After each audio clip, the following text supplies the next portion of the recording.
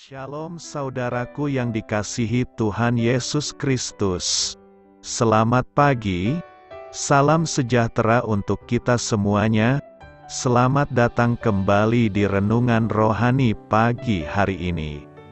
Semoga saudara yang terkasih dalam keadaan sehat selalu, kiranya damai dan sukacita Roh Kudus melimpah di dalam hati dan pikiran saudara saat ini.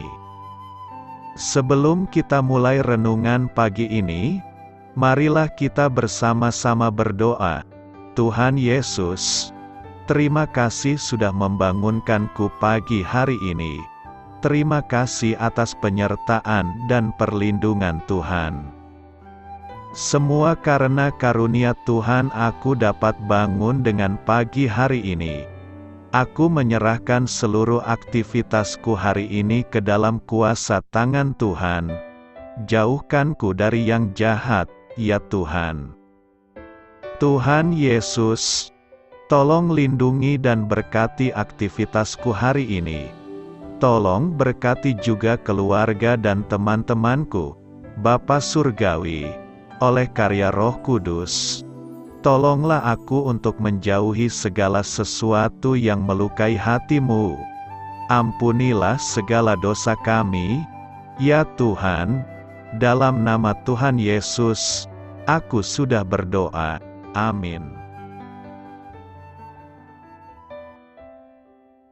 Sahabat saudara rohani, pembacaan ayat emas Alkitab renungan kita hari ini terambil dari Keluaran 20 ayat 1 sampai dengan ayat 6.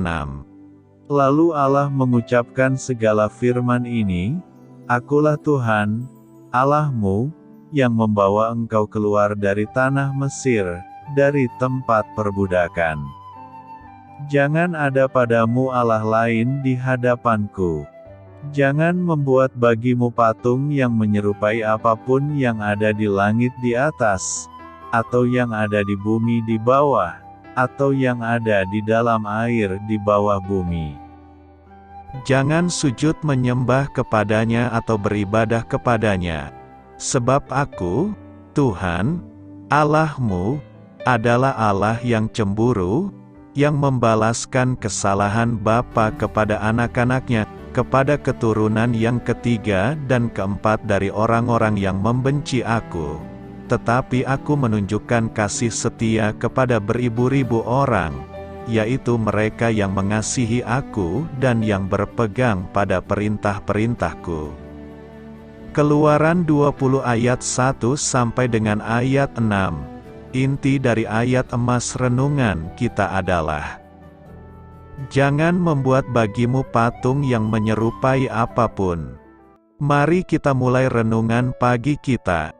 Judul renungan kita hari ini adalah Berhala dalam Hati, ditulis oleh Kenneth Peterson. Mari kita mulai kisah inspiratif. Berikut adalah tips liburan. Jika Anda bepergian melewati kota Middleton, Wisconsin, ada baiknya Anda mampir mengunjungi Museum Monster Nasional. Bagi mereka yang menganggap satu jenis monster saja sudah cukup, tempat ini sangat mencengangkan, karena di dalamnya ditampilkan 6090 jenis monster yang berbeda-beda dari seluruh dunia. Lain lagi di kota McLean, Texas. Di sana Anda mungkin terperanjat menemukan museum kawat berduri atau mungkin lebih terkejut karena ada orang-orang yang begitu menyukai pagar kawat.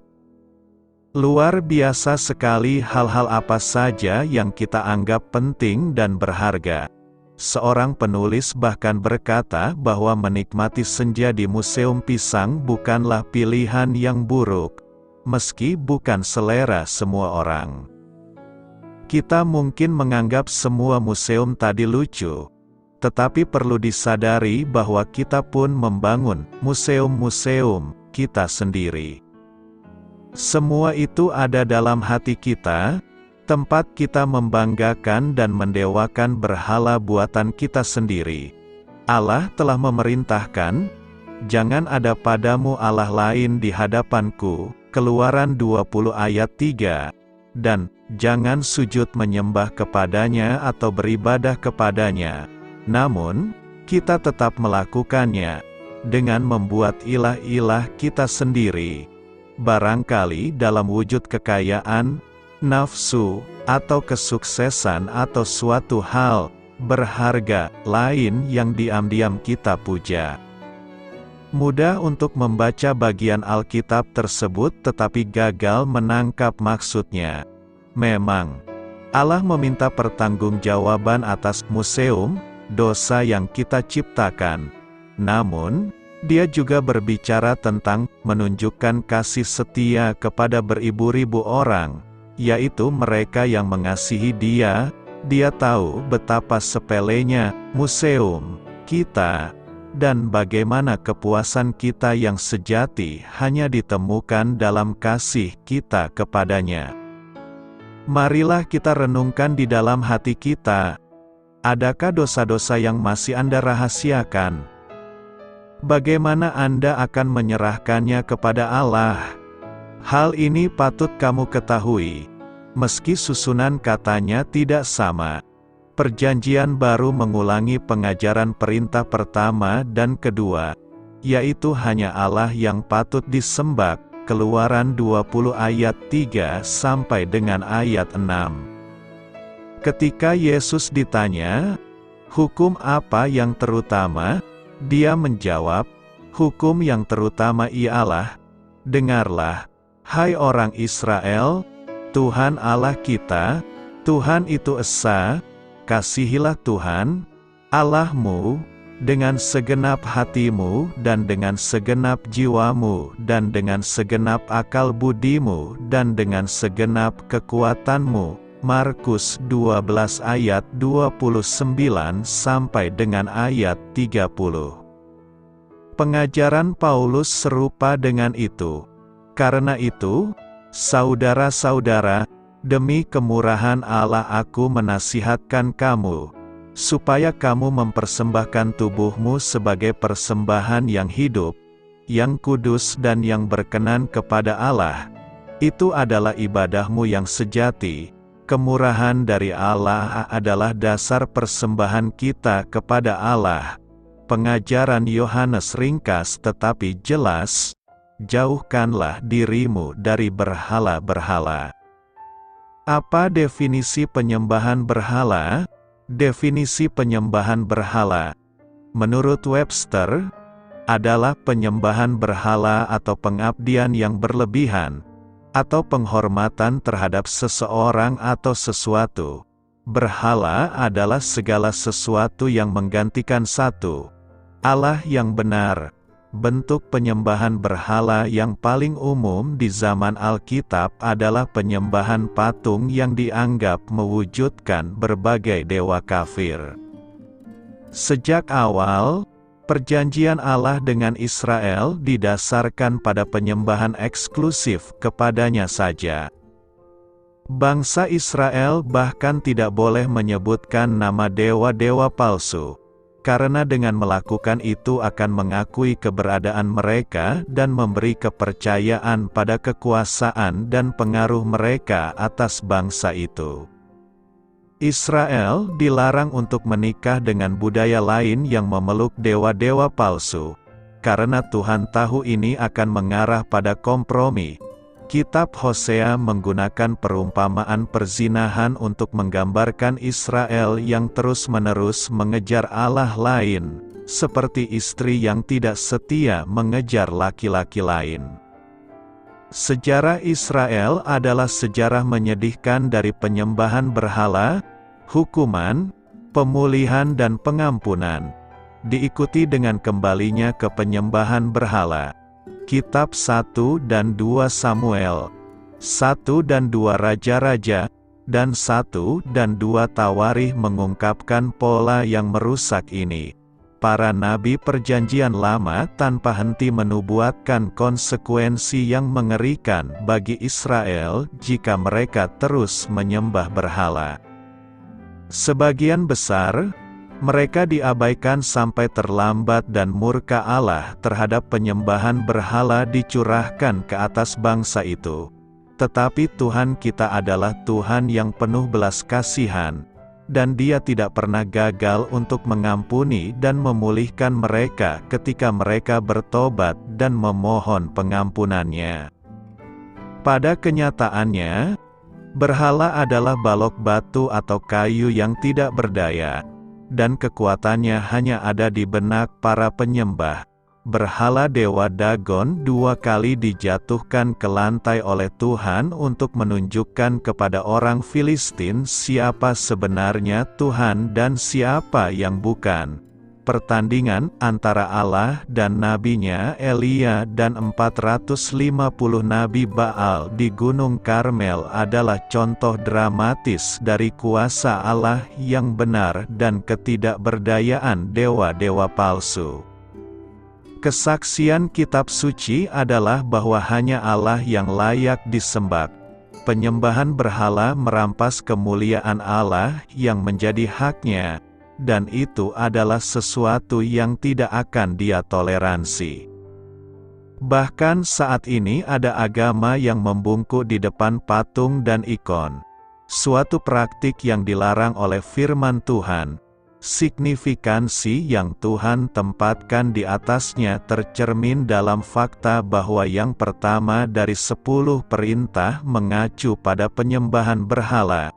Jangan ada padamu Allah lain di hadapanku. Jangan membuat bagimu berhala yang berbentuk apapun yang ada di langit di atas atau di bumi di bawah atau di air di bawah.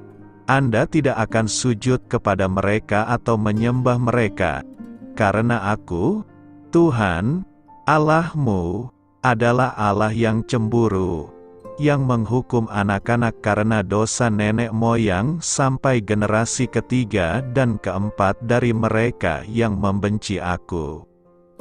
Penyembahan berhala melampaui penyembahan berhala dan gambar dan dewa-dewa palsu. Idola modern kita banyak dan beragam. Bahkan bagi mereka yang tidak bersujud secara fisik di depan patung. Penyembahan berhala adalah masalah hati. Kebanggaan, mementingkan diri sendiri, keserakahan, kerakusan, kecintaan pada harta benda, dan akhirnya memberontak terhadap Tuhan. Apakah mengherankan jika Tuhan membencinya? Doa saya menyertai saudara sekalian. Marilah kita menyampaikan doa syafaat. Ya Allah, aku rindu Engkau menjadi pusat hidupku. Tolonglah aku terbebas dari berhala-berhalaku selama ini. Amin. Sampaikan harapan dan permintaan saudara kepada Tuhan.